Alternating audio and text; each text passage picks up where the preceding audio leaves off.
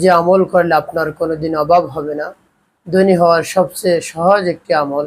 এই আমলটি যদি আপনি করতে পারেন তাহলে আল্লাহ রাব্বুল আলামিন আপনাকে কোনোদিন অভাব দিবেন না।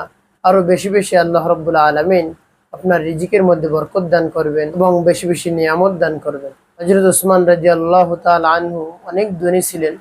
আল্লাহর হাবিব সাল্লাল্লাহু আলাইহি ওয়াসাল্লামের কাছে একবার গেলেন এবং বললেন, হে আল্লাহর রসুল, আপনি আমার জন্য একটু দোয়া করুন যে আমার ধন সম্পদ যেন কমে যায়।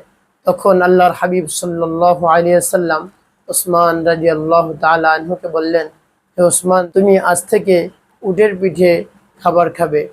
ওসমান রাদিয়াল্লাহু তাআলা আনহু নবীজি সাল্লাল্লাহু আলাইহি ওয়াসাল্লামের আদেশ অনুযায়ী উটের পিঠে বসে খাবার দাবার খাওয়া শুরু করলেন। কিছুদিন পর ওসমান রাদিয়াল্লাহু তাআলা আনহু আবার নবীজি সাল্লাল্লাহু আলাইহি ওয়াসাল্লামের দরবারে চলে আসলো এবং বলল, হে আল্লাহর রসুল, আপনি আমার জন্য কি দোয়া করলেন?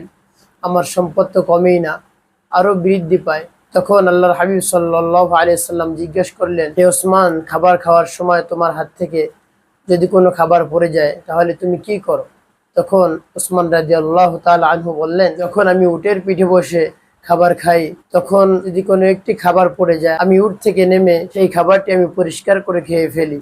আল্লাহর হাবিব সাল্লাল্লাহু আলাইহি সাল্লাম বললেন, তুমি যদি এইরকমই করো তাহলে কোনোদিন তোমার সম্পদ কমবে না, আরো বাড়তেই থাকবে। তার কারণে এই খাবার, এই রিজিকের প্রতি যে তুমি সম্মান দেখালে, তুমি যে শুকরিয়া আদায় করলে, এই শুকরিয়া আদায় করার কারণে আল্লাহ রাব্বুল আলামিন আরো তোমার সম্পদ বৃদ্ধি করে দিবে, কোনোদিন এই সম্পদ কমবে না। সম্মানিত দ্বীনী ভাই বোনেরা, আমরাও যদি আজকে রিজিকের প্রতি সম্মান দেখাতে পারি, শুকরিয়া আদায় করতে পারি, আল্লাহ রাব্বুল আলামিন আমাদের সম্পদ বাড়িয়ে দেবেন।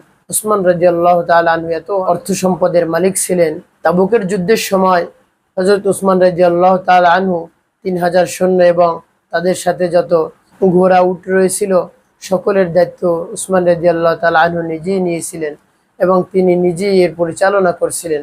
তো সম্মানিত দ্বীনী ভাই বোনেরা, আজকে দেখা যায় এত অঢেল সম্পদের মালিক ছিলেন ওসমান রাদিয়াল্লাহু তাআলা আনহু, তার এই টাকা পয়সা, অর্থের সম্পদ এক টাকাও অবৈধভাবে উপার্জন করেনি।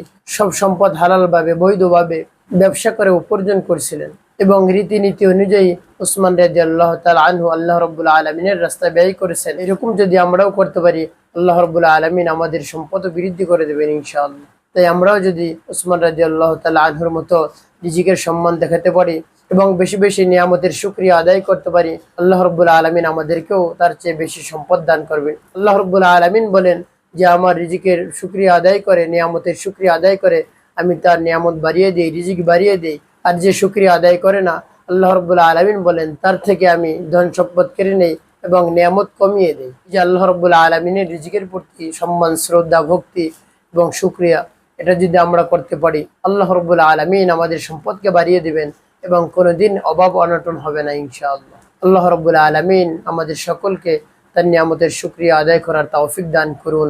আমিন ওয়া মা তাওফীক ইল্লা বিল্লাহ।